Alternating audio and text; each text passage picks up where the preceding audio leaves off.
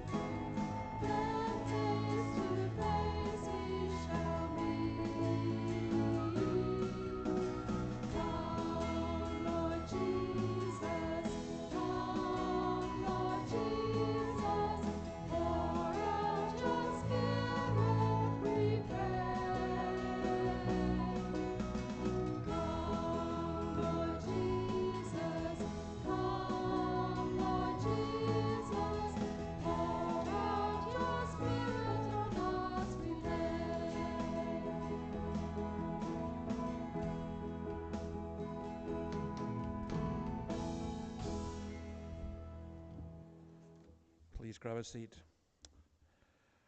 Lord, as we come into your presence, we pray that you would take away from us all distractions and that you would enable us to worship you.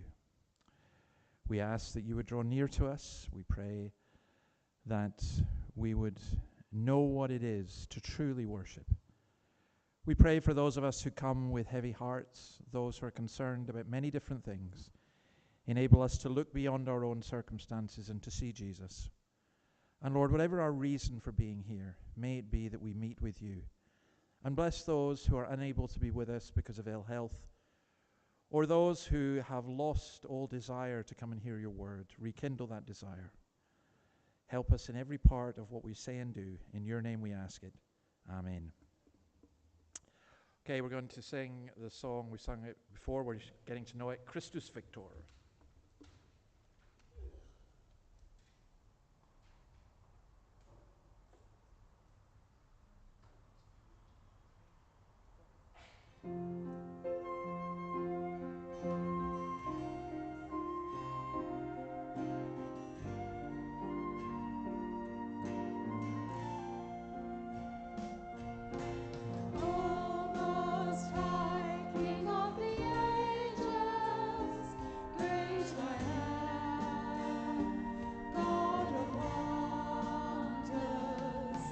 By your blood you have redeemed us.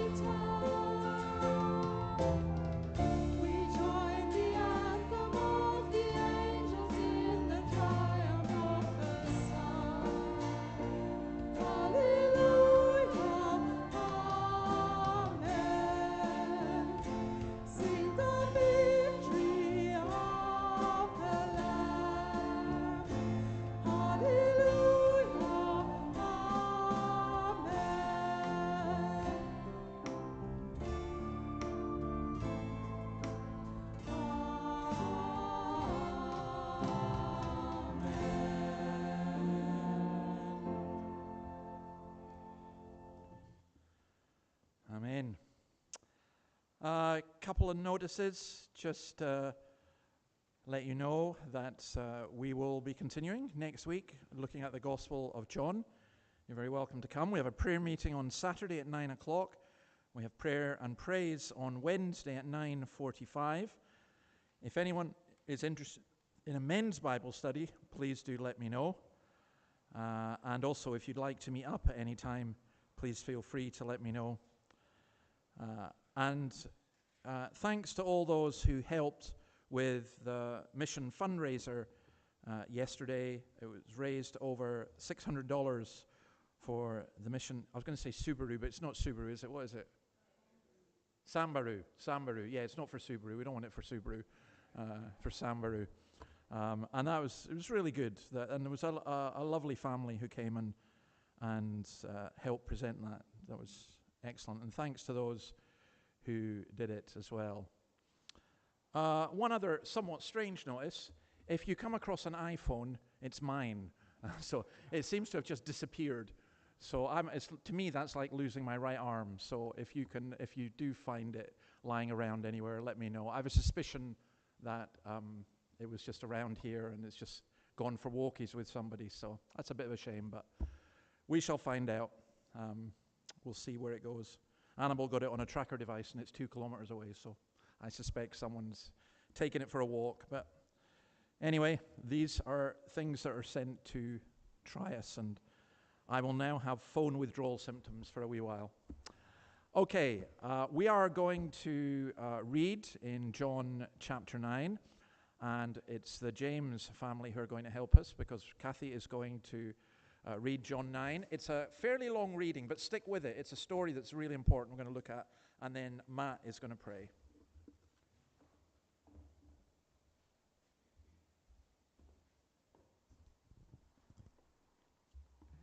Good evening, everyone. So we're reading from John chapter 9. Jesus heals a man born blind. As he went along, he saw a man blind from birth. His disciples asked him, "Rabbi, who sinned, this man or his parents, that he was born blind?" "Neither this man nor his parents sinned," said Jesus, "but this happened so that the work of God might be displayed in his life. As long as it is day, we must do the work of him who sent me. Night is coming when no one can work. While I am in the world, I am the light of the world."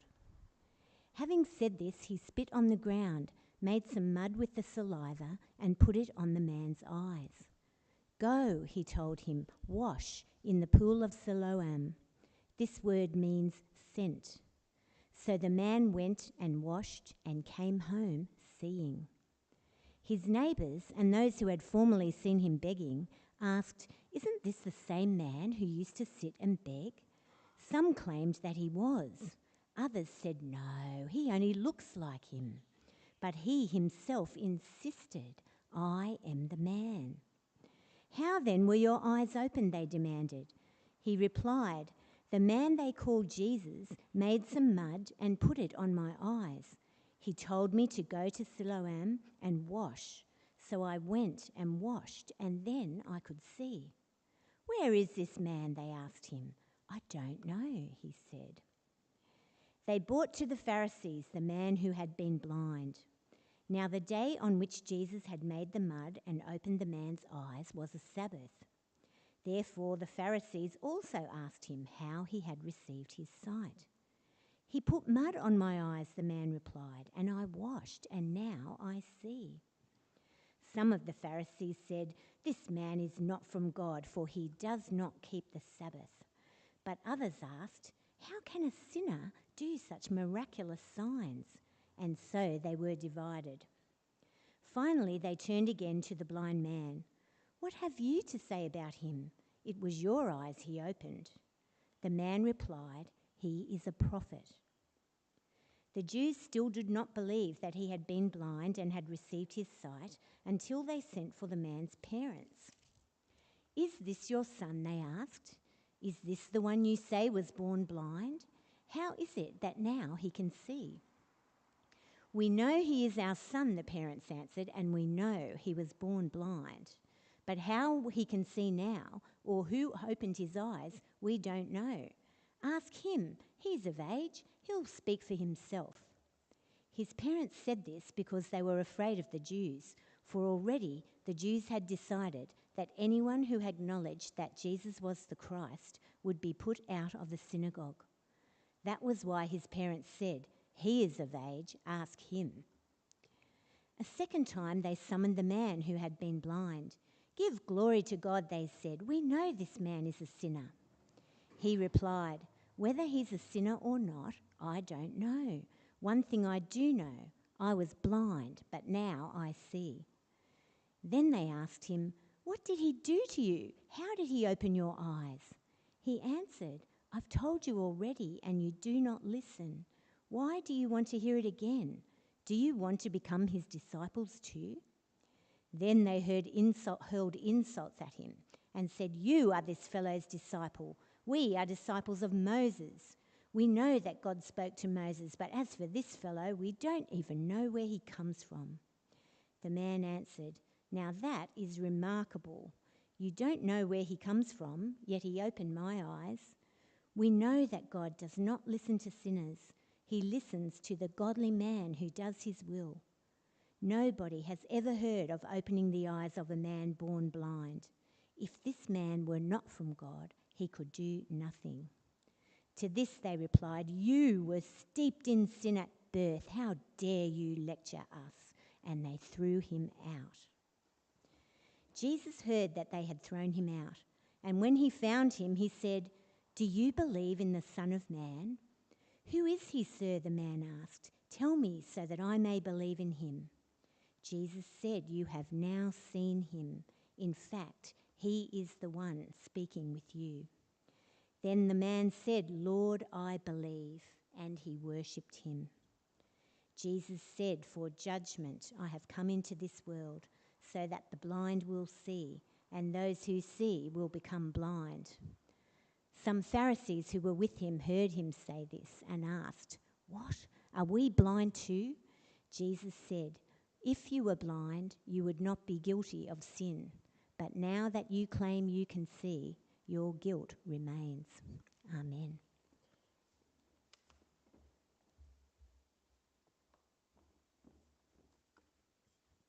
Good evening. Let's pray. Father in heaven, we praise you for sending into this spiritually dark world the one who is the light of the world, Jesus Christ, who came from the Father full of grace and truth. Father, we give thanks that the light shines in the darkness, but the darkness has not overcome it. We thank you that Jesus has overcome the world. He has swallowed up death. He has opened our eyes that we might see the truth and know the living God, Father, Son, and Holy Spirit. Father, we pray for those around us who live here in Newcastle, walking in darkness. We pray for those who are looking in all the wrong places for relief and security.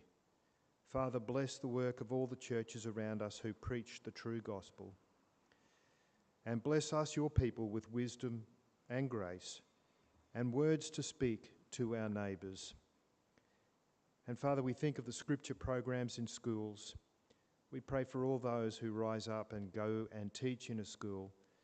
We pray that their words might be full of grace, that young minds might be opened as they see and hear what is revealed in your word. And Father, bless our Bible study groups too, that in those places our faith in Jesus might increase, and that we might be faithful witnesses in this place. And Father, bless David's ministry too, we pray. Bless his outreach here on the internet, and bless his words as he preaches to us week by week. And Father, we also think of missionaries we have sent, of Colin and Catherine out in Nantes in France. We pray also for them, that you'd bless them, encourage them today, that they might be strengthened as they see you at work. And Father, may each one of us stand firm in the freedom that Jesus has purchased for us. We live in a dark world. We live where there are insurmountable problems all around us. But we pray, help us to be light in this dark world, we pray. In your name, amen.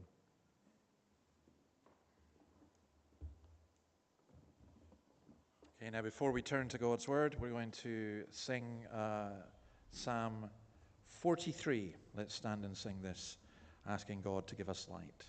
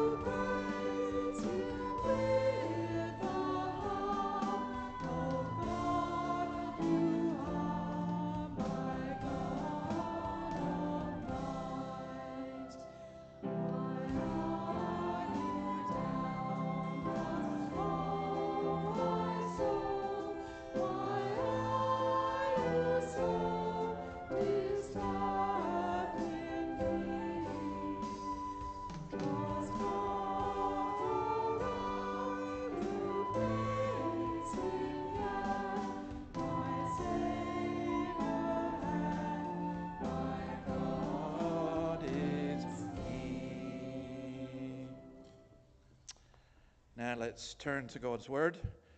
There is a story in the Bible about a woman who lost a coin and basically went and cleaned her whole house until she found the coin, and then she rejoiced.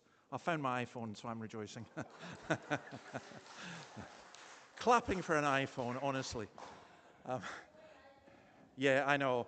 Do you know this? I thought I'd do you a favor. I went around and picked up rubbish around the church and can of beer, and because I was picking up the stuff, I put my phone on the wall. So I was blaming you two guys, actually. But look, let's turn to John chapter 9, because this is...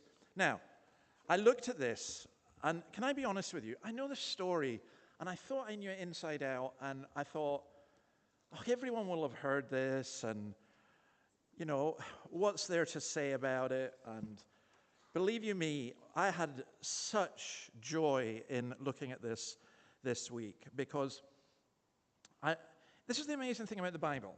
Right? I've been studying the Bible for 40 years, and I keep coming and learning more and finding more. And so, for example, one of the things I learned that I hadn't picked up on is in John chapter 8, it's set at a thing called the Festival of Booths, or is otherwise known as the Festival of Lights, and where Jesus says, "I am the light of the world." And chapters 8 and 9 were meant to be read together, because chapter 8 is, if you like, the doctrine, and chapter 9 is this is how it works out. And this is an incredible story. So let's look at this. First of all, the blind man sees. I'm not going to read it all, but verses 1 to 12. This is the only miracle recorded in the gospel where the man was afflicted from his birth. That's very interesting because you can go blind for various reasons, but to be afflicted from birth, to be blind from birth, to be cured is quite extraordinary. And I would say also, what is also extraordinary is, I'm going to ask you guys, by the way, to forward this because all that's come up on the iPad is a calendar. So if you can just do the slides for me, that'd be great. This man was a well-known character. Now, I don't know, I mean, are there characters in Newcastle, or are there characters on Beaumont Street that if you mentioned them, everyone would know their name? And they, quite often, this man was clearly a beggar as well. And the disciples knew him. That's the point. The disciples knew him. So they asked this amazing question. Rabbi, who sinned, this man or his parents, that he was born blind? Is suffering associated with sin? I remember one woman who listed to me a whole series of tragedies, including the death of 3 of her children. And then she looked at me and was just absolutely, her eyes filled with tears, and she said, "What have I done? What have I done?" People think that's karma. People think you get what you deserve. And that's so deeply ingrained in so many cultures and was ingrained in this culture. But also the question, have you noticed this about the question? Who sinned, this man or his parents, that he was born blind? What is really weird about that question is, how could the man have sinned before he was born? Because that's what they're asking. He hadn't committed any sin. Now, the Jews had this idea, believe it or not, of prenatal sin, that you could commit sin even in the womb. There were others who thought that souls existed before. This is very much like the Buddhist notion of karma. So I remember being horrified watching the England manager Glenn Hoddle, who was a Buddhist, who had announced he was a Buddhist, and he said that he believed that people who were disabled had been bad in a previous life, and this was just their karma. I think that's just incredibly cruel, but that's the kind of idea here. Or they're saying, is it his parents?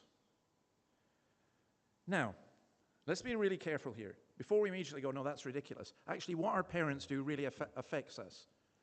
So, if you're a pregnant woman and you're injecting heroin, you're creating a drug addict in your womb.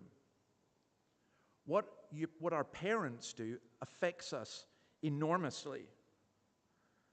Exodus 20, verse 5 says this, "I am the Lord your God. I'm a jealous God, visiting the iniquity of the fathers upon the children to the third and fourth generation." So you see, here's the thing about sin. Sin is very self-centered. It's all about me. And people will say, hey, we can do what we want. How does it affect other people? It absolutely affects people because nobody is an island.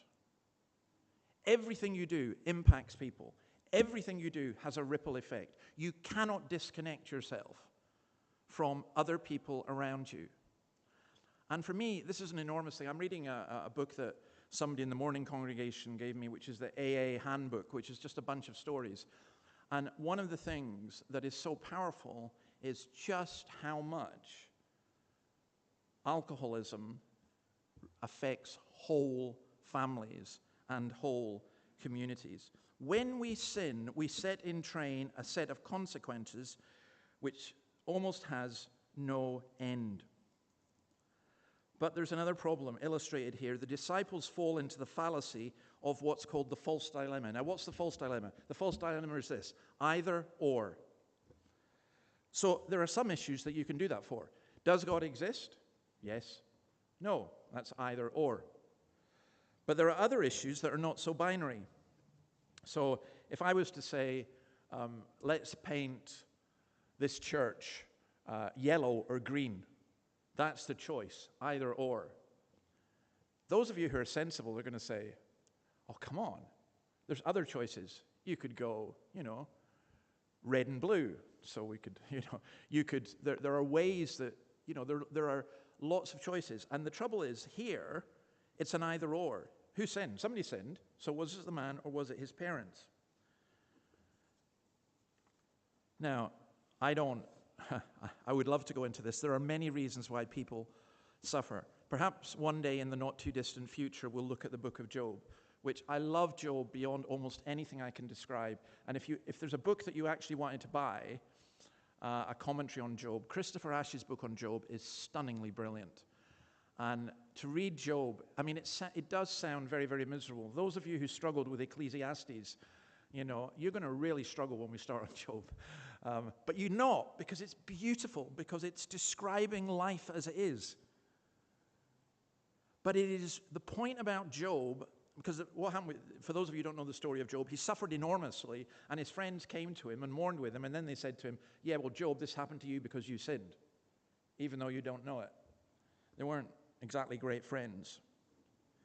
It is far too simplistic to say that the reason you're suffering is because of your sin or because of your parents' sin. There can be aspects of that which are true, but the picture is usually much wider.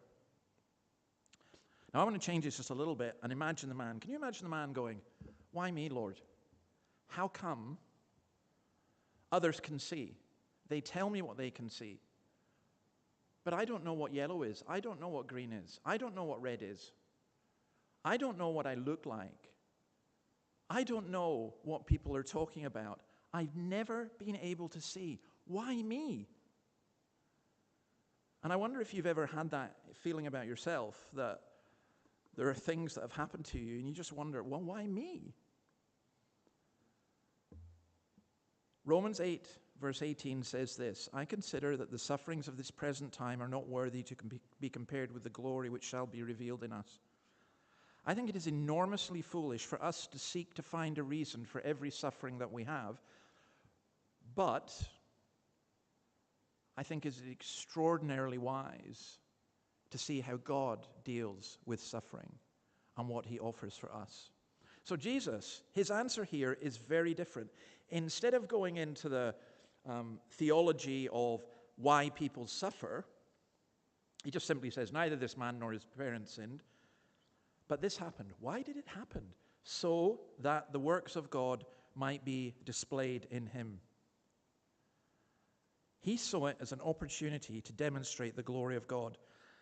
William Barclay, who I don't often quote, but he's got this spot on with this. He says, when trouble and disaster fall upon a man who does not know God, then that man may well collapse. But when they fall on a man who lives and walks with God, they bring out the strength and the beauty and the endurance and the nobility which are within man's heart when God is there. In my work, I have an enormous privilege.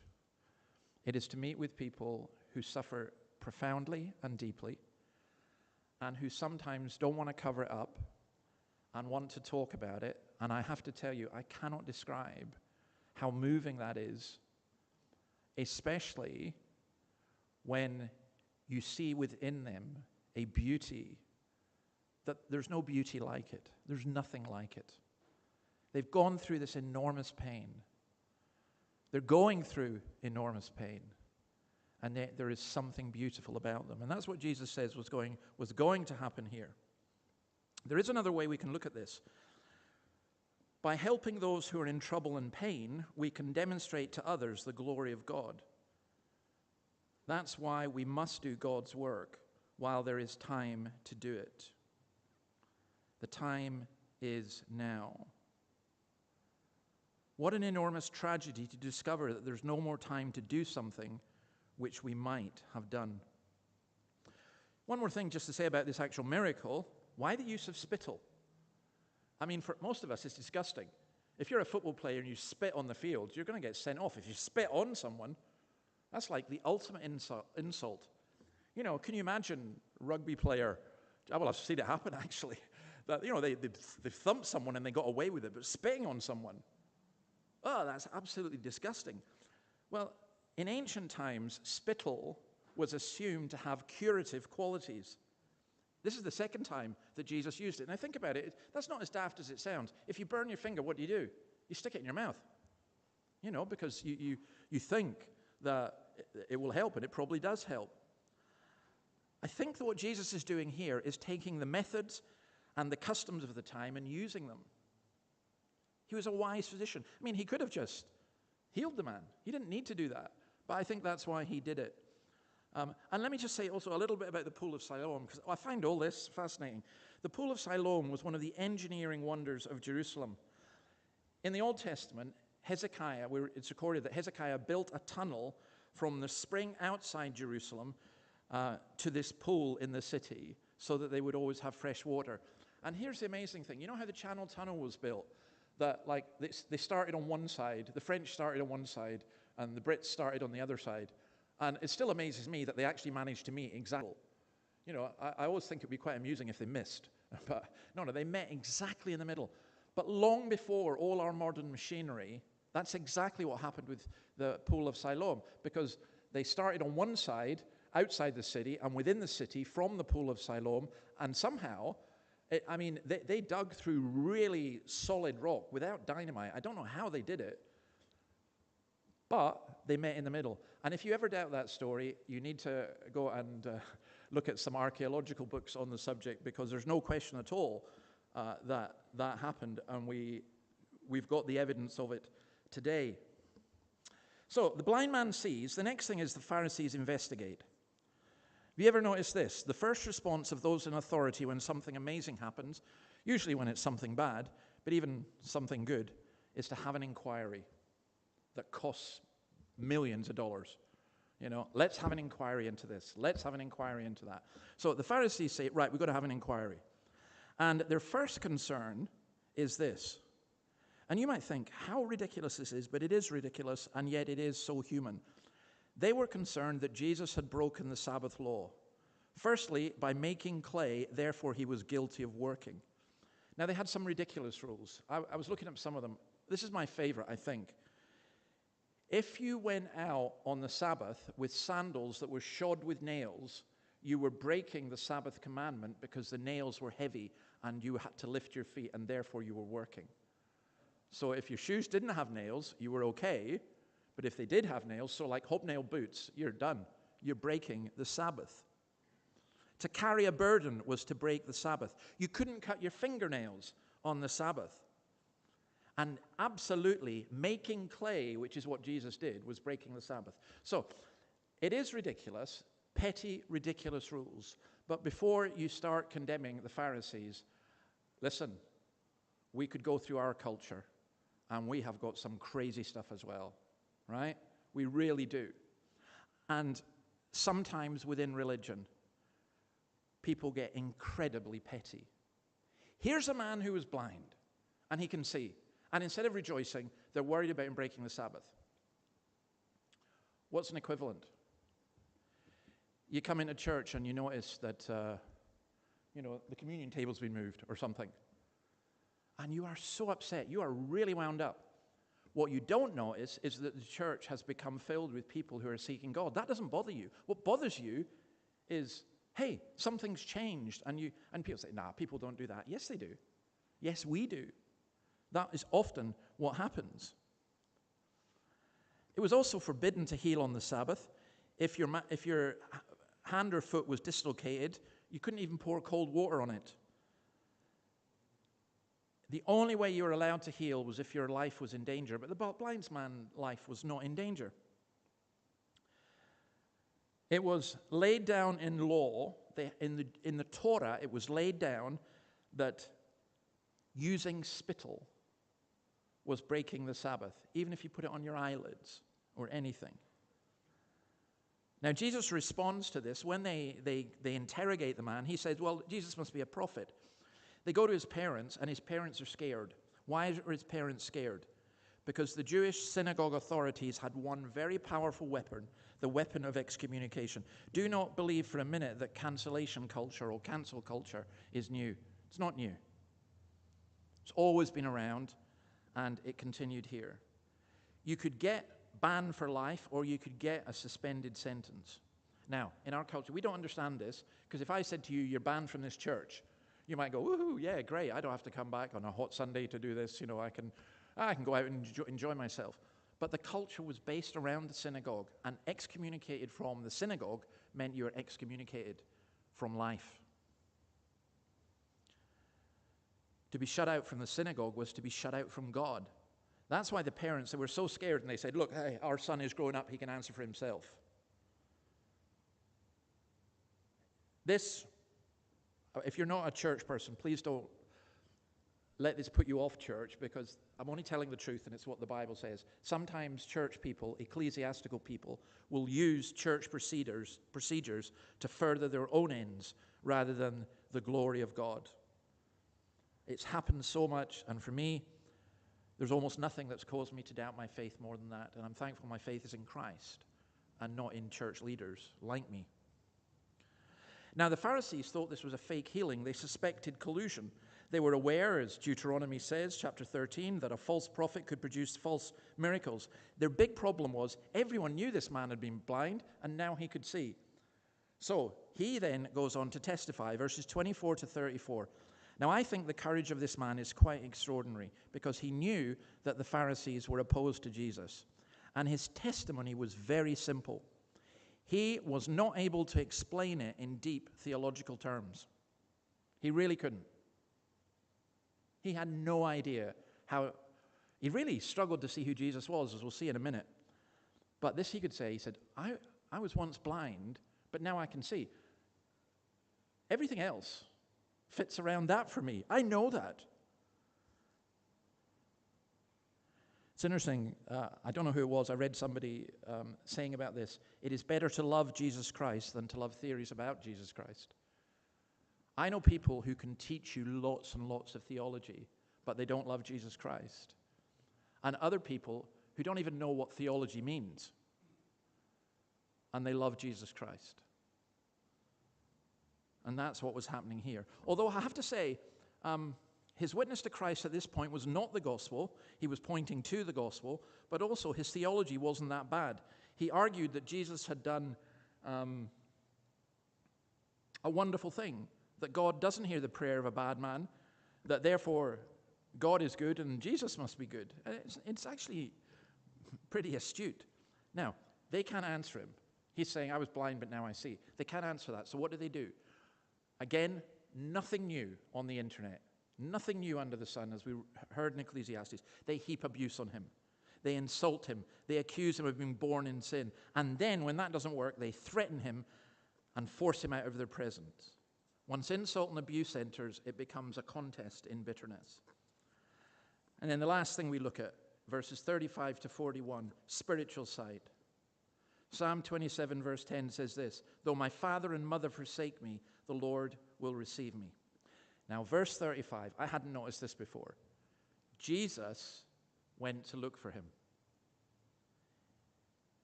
Chrysostom, the ancient Greek church father, said this, the Jews cast him out of the temple. The Lord of the temple went to find him and found him. When we are cast out from men because of loyalty to Christ, it brings Christ closer to us. Do you know, there is an enormous temptation when you're thinking about becoming a Christian. You will discover, if this is for real, that there are people around you, friends and family, who say, you go down that route and you're dead meat. You're dead to us. We won't want anything to do with you. At work, I remember one guy saying, a friend of mine, you're not turning religious, are you? If you turn religious, that's the end. Remember another sportsman, his team, I was a chaplain in a Premier League football team, and this guy from Glasgow was become very interested in Christian because of a West Indian football player who was a great guy who was also a believer, and also an Argentinian goalkeeper who was converted through him. And you know, when you go on sports things, you share rooms, and they were sharing rooms, and this guy was getting really interested, and suddenly the warning started coming. It's all right for these foreigners to be religious, not you.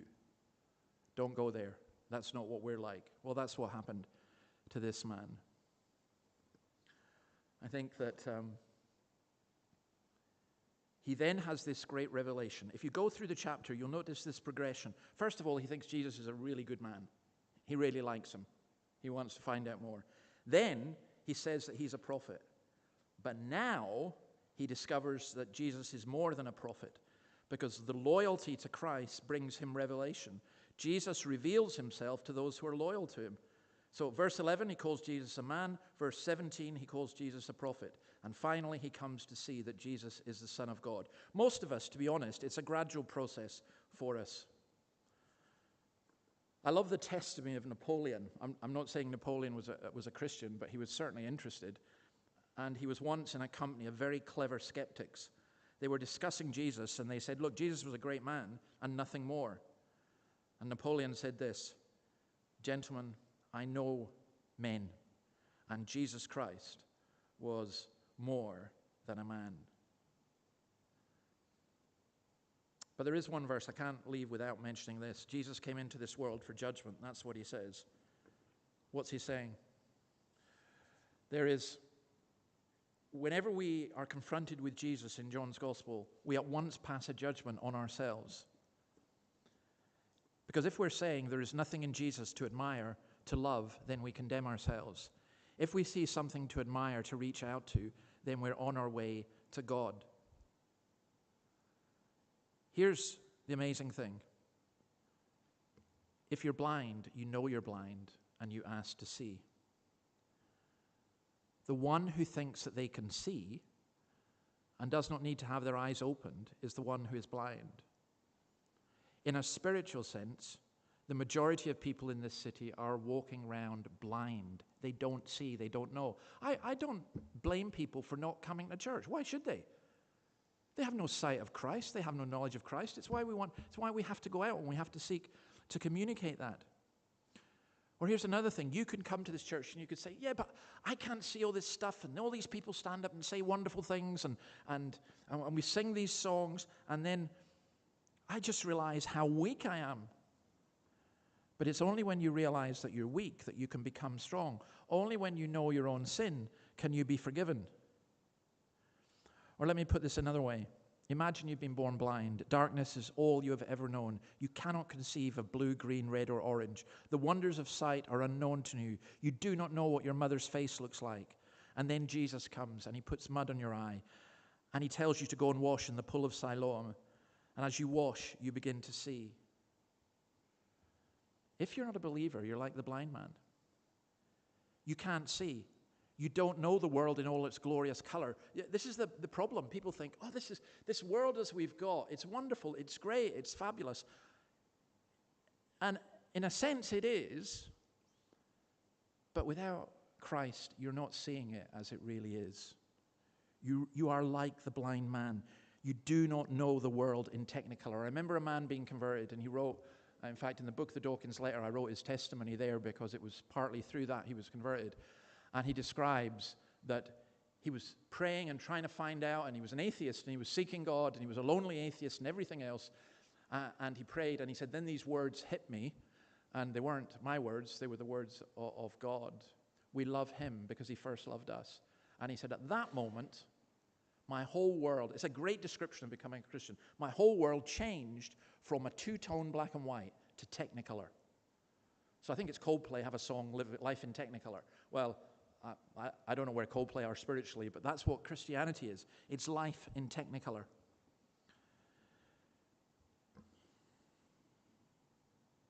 There are lots of people who claim to have spiritual light, but they walk in darkness. C.S. Lewis, in the introduction to the Screwtape Letter, says this: some have paid me an undeserved compliment by supposing that my letters were the ripe fruit of many years' study in moral and aesthetic theology. They forget that there is an equally reliable, though less creditable, way of learning how temptation works. I don't need a degree in theology. I know my own heart. It shows me the wickedness of the ungodly. You don't need a degree in theology to know evil and sin and wickedness. And to be honest, you don't need a degree in theology to know Jesus. You need to listen to what he's speaking through his word by his Spirit. Spurgeon puts it beautifully. I think this is my favorite quote just now. I'll have another favorite one next week, but it's not our littleness that hinders Christ, but our bigness. Our darkness hinders Christ. Our darkness does not hinder Christ, rather. It's our supposed light that holds back his hand. When we say we know, we don't know. I would ask you just simply this: do you want to see? then you cry out to the Lord, Lord, I believe, help my unbelief. Lord, I am blind, help me see. I cannot believe that anyone ever prays genuinely, sincerely, Lord, I want to see, and the Lord says, nah, I don't think so. That's not Jesus. That's the point. But most of us say, Lord, we see and we want to sign a deal with you that you help us and we do this for you. You just have to say, no, we're blind. We're absolutely blind. We can't see it. Show us your glory. Show us your truth.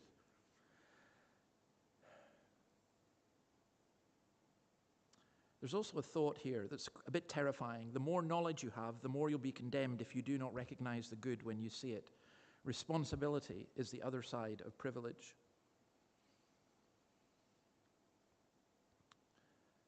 And then maybe one thing to say to Christians before I go. Sometimes we get a bit blindsided, don't we? Our spiritual sight fades. We lose sight of the glory of Christ. And we shoulder on. We tell everyone. We can say all the right words. We can pray. We can stand up and preach. We can do all of that. And yet, deep within us, we don't see Christ. The old Brethren pulpits in the UK used to have just a little sign. You'd go up and preach, and it just said simply, sir, we want to see Jesus. We want to see Jesus. We want to see Jesus. I want to see Jesus. I want to know him better. The trouble with human relationships, have you ever thought of this? The trouble with human relationships is when you get to know someone better, the more you know their weaknesses and their faults and their failings, because all of us put our best side first. Look, to some of you, I know not to many of you, but some of you, I might appear absolutely brilliant and wonderful and everything else. Well, that's fine if you think that. Just don't come near me again, because you will soon change. You will soon discover, oh, he's a scumbag, or he said this, or he did this, or he did that, because we're humans. Whose faults do you know the most? You get, a married couple and they're fighting, and people say, oh, but your husband's wonderful. Oh, yeah, if you really knew him, but that's true of all of us. And in a church, the deeper you go, the more you see, you know people's faults. There is only one exception to that rule, and it's this one. The more we know Jesus, the greater the wonder becomes. And that's true not also in time, but also in eternity. Sometimes you might want to pray, Lord, I wish I could know that person better, or that person better, or that person better. And then when you do know them better, you think, oh, I wish I didn't know. I didn't want to know all that stuff. I remember being in the United States once, and this man said to me, David, tell us your whole heart. So I did. And one of his colleagues, he was a minister, and he came to me and he said, David, we don't mean it. Don't do that. He said, he's still in therapy. You horrified him. We don't mean it. I don't want you to know my heart. You don't want me to know all of your heart. But I'll tell you this. With Jesus, the more you get to know him, the more beautiful he is. He will never disappoint you. He will never let you down. And you'll just be stunned. You'll just be amazed. Let's pray. Lord, thank you for your word. Thank you that you help the blind see. We confess that we are so often blind. And we ask that you would open our eyes, that we may see your glory and your beauty and commit our way to you. We ask it in your name. Amen. Now, as I said, myself and Annabelle have to head away down to Sydney right now, so we'll be leaving just now. If you've got any questions or comments, please do feel free to email me. We'll have Q&A next week, not this week. And, look, may the Lord open your eyes to see the beauty of Christ. May he open my eyes as well. We're going to finish by singing the song Amazing Grace, and then Jack will say the benediction.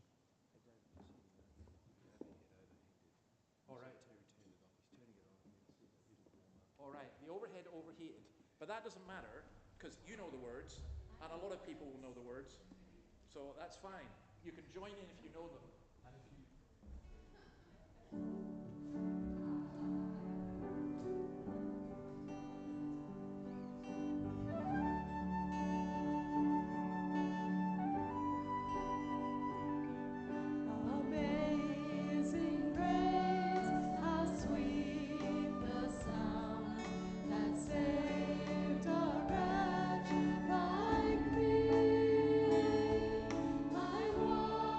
Was